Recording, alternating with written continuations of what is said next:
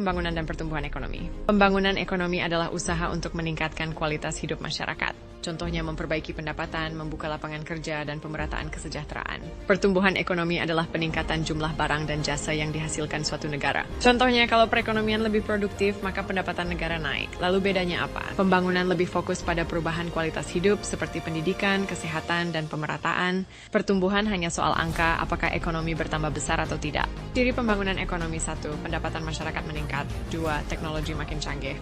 3. Struktur ekonomi berubah dari agraris, tani, ke industri. 4. Kesejahteraan masyarakat makin merata. Tujuan pembangunan ekonomi: 1. Membuat kebutuhan pokok seperti makanan, pakaian, dan rumah jadi lebih mudah didapat. 2. Meningkatkan standar hidup seperti pendapatan yang cukup dan pendidikan yang lebih baik. 3. Memberikan lebih banyak pilihan untuk hidup mandiri tanpa tergantung pada negara lain. Tahapan dan cara membiayai pembangunan. Tahapan pembangunan: 1. Awalnya fokus ke pertanian, agraris. 2. Lalu masuk ke industri. 3. Akhirnya bergerak ke bidang jasa. Sumber uangnya dari mana? 1. Tabungan dalam negeri.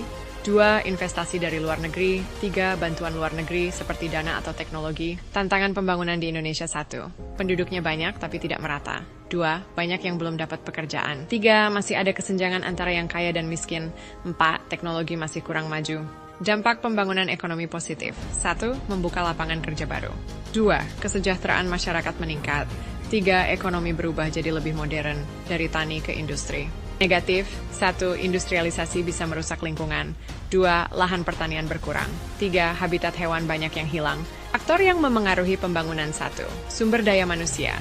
Kalau pendidikannya bagus, hasil kerja juga bagus. 2. Sumber daya alam. Banyak sumber daya, seperti tambang atau hasil bumi, jadi modal. 3. Teknologi, bikin kerja lebih cepat dan efisien.